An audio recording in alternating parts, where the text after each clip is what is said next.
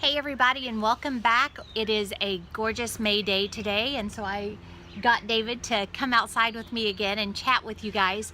I was actually in my devotions this morning. I happened to be in Judges, and I was reading at the first part of Judges where it says how evil the people got. They forgot what God had done.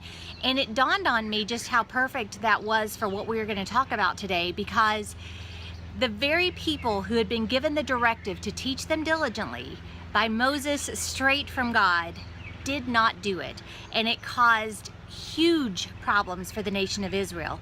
And so it really shows us just how important it is in our daily lives, in our families, to teach our children diligently, to pass on that love for God, to help them understand why they believe what they believe. So David and I are going to talk to you today about a few ideas that we have done that, now that we've got a little bit of a rear view mirror situation going on as our kids are getting a little bit bigger, we've really seen the benefit of some of these ideas. And a lot of them, we just did them. We weren't actually thinking, oh, this is a great way to teach them diligently. It's just stuff that God kind of brought to our minds and we did, but they really are great ways to teach them diligently. For the first thing though that I wanted to throw out is, those of you with littles, one of the most important things that you can do to teach your children diligently is to listen to them. Build that relationship with them. Help them to know that even when they're talking about something that really doesn't interest you. We had a son that would talk on and on and on about Legos, and I love him dearly, but I couldn't care less about Legos, except the fact that he loves them. But because that became very important to me when he was young, now that he is a teenager, he is very comfortable talking to me still about things that are important to him. So lay that foundation while your children are young of listening to them. Help them know that their thoughts are important. I really think that is a great secret of why we have such a good relationship with our children now. Is we just liked hanging out with them when they were little. We really enjoyed talking to them, and it pays off in the long run. Getting into some specific things though that we have done, I wanted David to tell you about something that he started doing with the boys as they were getting older, and I think that this is a really great thing, especially for those of us that have larger families. So you want to make sure as your kids are getting older, they're getting more individual attention, that you're actually dealing with issues that are theirs alone. So David, what did you do with the boys that has really been a great tool as we teach them diligently? Well, I think that it's really measured in time. I mean, there's no one way to actually teach your kids and disciple your kids. And so some of the ideas that we have, some of you may actually have better ideas. Oh yeah, no question. That's completely fine. Matter of fact, you probably ought to share those on the Facebook page. That'd be great. And talk about those sort of things that you are doing. But when you look at the verses there in Deuteronomy, it doesn't talk about having a specified, okay, now we have Bible time. Right. It's putting the verses on your wall and talking to them when you lie down and during those in-between times. And I think it's important to realize that your kids are always watching you. Mm-hmm. And so, so one of the things that we did is we measured it in just spending time with the kids. And I remember early on, you and I always made a point to actually have time with each individual child. We'd go on what we call dates. And so we kind of took that as they got older. And I go out with the boys every single week right. for lunch. Now, some weeks we miss, but we try to go out and have lunch together on a regular basis, and I'll allow them to pick the location or where it is. It usually revolves in some way around hamburgers because they love hamburgers, and we'll just go out for an hour and a half, and we'll talk. The other thing is just making sure that you have common interests with them. And so I think that there's a great scene in the movie Courageous where the mom is talking to the main character in the movie, and the dad is talking about spending time with his son building a shed. And that's fine, and we don't want to have lazy sons, but her point was the son loves to run cross country, and you need to start running with him to spend time with something that he loves to do. And so I love basketball, so this is not a burden at all, but I spend time with Camden playing basketball. I used to spend time and still spend some time with Peyton building Legos. Legos is hard for you, but I love it. I will go into the Lego aisle and just spend a lot of time with him, looking at the Legos and talking about the new ones that are coming out. And I guess the point is, behind that, whatever it is that you find a common point of interest and you actually develop a relationship with your kids through those things, whatever it might be, karate, whatever, music. But the other thing to remember on that is that your kids are constantly watching you. Exactly.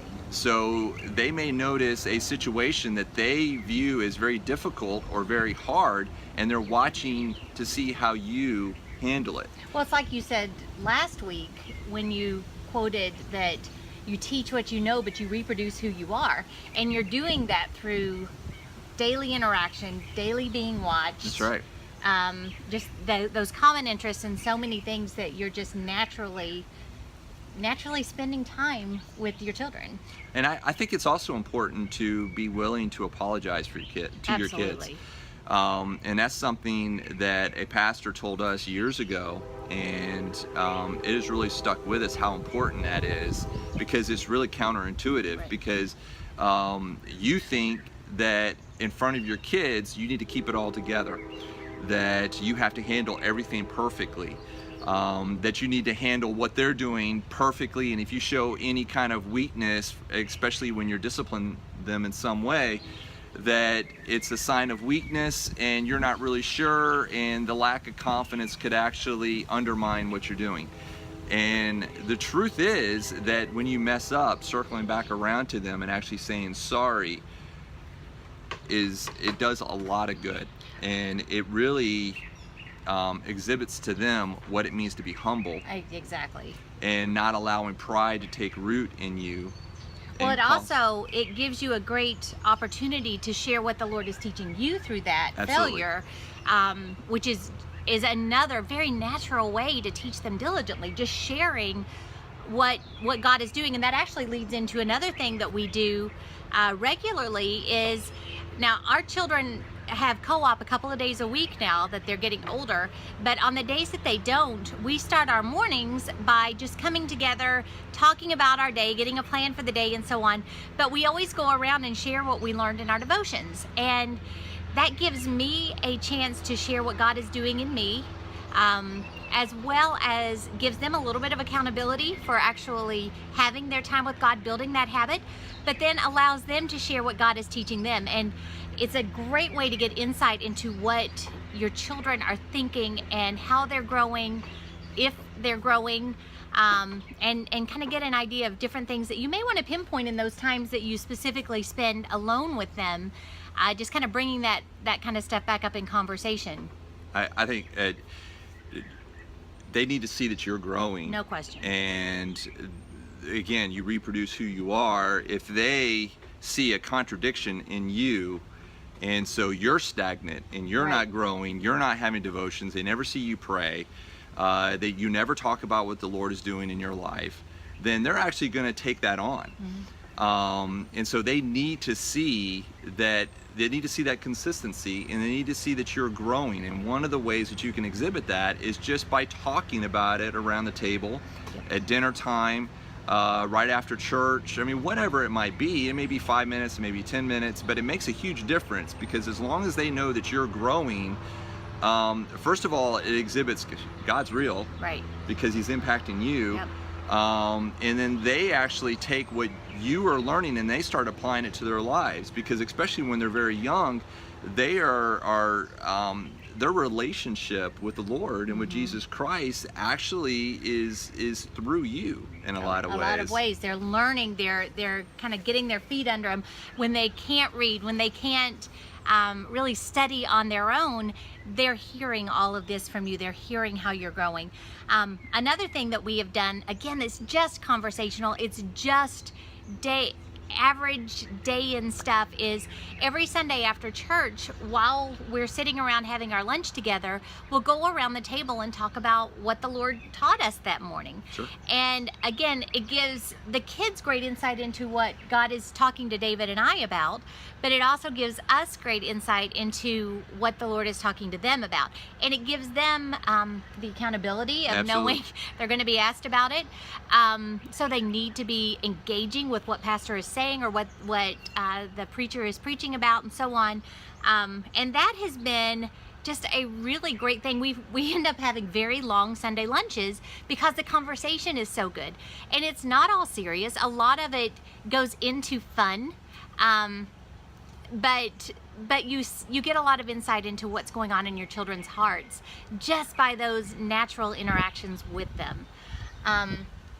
We are getting very low on time. I'm realizing as we're talking that we're going to have to do more of these, because there's so many little things that you can do that will have such an impact on your children's lives.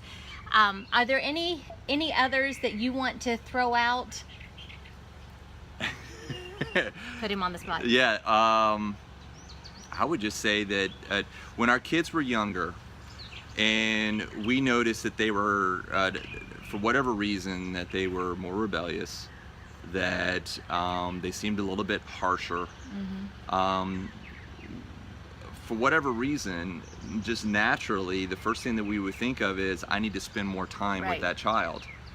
We need to get to the root of what's actually causing this fruit that we're seeing. Absolutely. And so we would just spend time with them, and it may be just purely that they miss you, and they are feeling a little jealous, or insecure, they feel or whatever. Yeah. And we really saw a lot of fruit from just spending time with the kids during those times, is that when they would get a little bit of rebellious, and it would be something light, or we would notice that the response we were getting from them was just a little bit harder edge. Yeah. We would always make a point to take them out and spend a little time with them, give them a response that was softer and not hard. Right. Because we could have just jumped all Lowered the over boom them. on 'em. Yeah, but and we did do that some. Sure. Sometimes more than others, and sometimes. Sometimes the situation merited it. Absolutely. More, so I don't want to say that that's a bad thing, because sometimes your children need that, but it's surprising how many times just giving them a soft answer and response would soften their heart and make them. We would get the response out of them that we were looking for. Yeah. One of the things that we have always tried to incorporate into our parenting, really, and even in our relationship with each other, is the principle that questions soften the heart, whereas accusations harden the will. So if we can question, if we can try to get to the root of what's going on, if we can try to see what is actually below the surface there, by just seeking information rather than just jumping out and dealing with the fruit that we're seeing straight out of the gate, that has really paid off a lot in helping us get a deeper understanding of our children, and also resolving things in a way that they are very teachable at heart, instead of really just kind of harden and putting up walls. That is not to say that there isn't some fruit that you don't need to punish immediately, but that's not what this video is about. So well, we are getting quite low, so I want to thank you for hanging out with us this week, and we hope to see you again next week right back here. Teach Them Diligently is here to support your family's homeschool and discipleship efforts year-round. Make sure you subscribe to our channel today so you don't miss a thing.